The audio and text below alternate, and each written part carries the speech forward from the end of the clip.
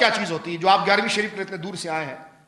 پیر محلی شاہ صاحب رضی اللہ تعالیٰ کہتے ہیں کہ جب میں ضمانت طالب علم، اسی کتاب کے اندر اس کا رد کرتے ہوئے ڈاکٹر صاحب ایک واقعہ لکھا ہے پیر محلی شاہ صاحب. پیر محلی شاہ صاحب جیسی برگزیدہ شخصیت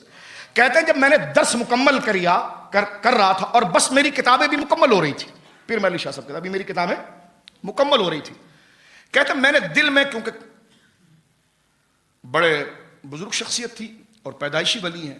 تو کہتے ہیں میں نے کتاب جب میں نے پڑھا تو میں نے دل میں یہ سنا، دیکھو قرآن و سنت میں نے پڑھ تو لیا نا،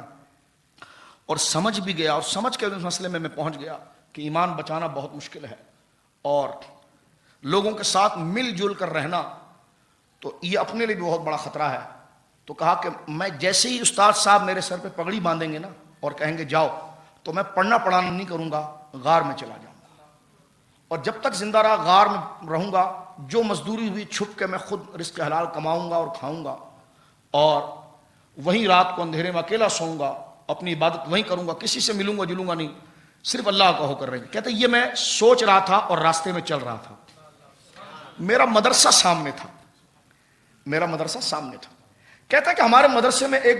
بوڑھے شخص آیا کرتے تھے ہمارے استاد سے ملنے کے لیے، سفید داڑھی تھی، پڑھے لکھے کچھ بھی نہیں تھے، بالکل انگوٹھا چھاپ، لیکن غوث پاک کے بڑے عاشق تھے. یہ پیر محلی شاہ صاحب کہتے ہیں، کہتے غوث پاک کے بڑے عاشق تھے. وہ ہر سال ایک دمبا سال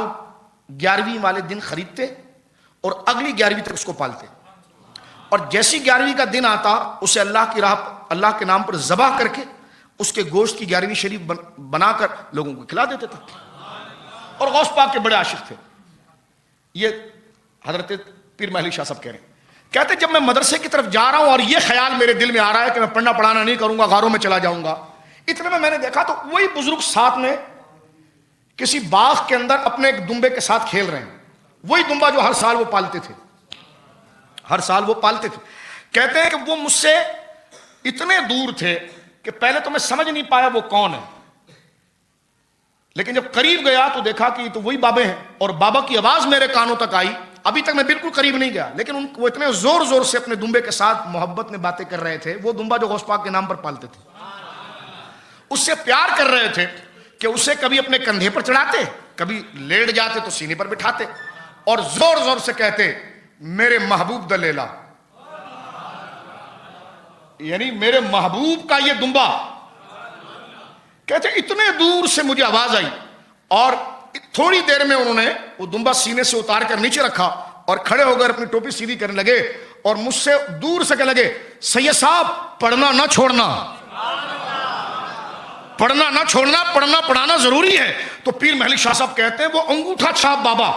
مجھ سے اتنا دور تھا، اور میں اس سے اتنا دور اپنے دل میں جو میں بات سوچ رہا تھا، ابھی میں قریب نہیں پہنچا، انہوں نے میری دل کی نیات پر مطلع ہو گئے، اور وہاں سے انہوں نے آواز لگائی کہ سید صاحب پڑھنے کے بعد، فارغ ہونے کے بعد پڑھانا اور درس دینا نہ چھوڑنا. تو حضرت پیر محلی شاہ صاحب مسکرا کے کہتے ہیں یہ سب کیسے ہو گیا؟ فرمائے غوث پاک کی محبت سے ہو گیا.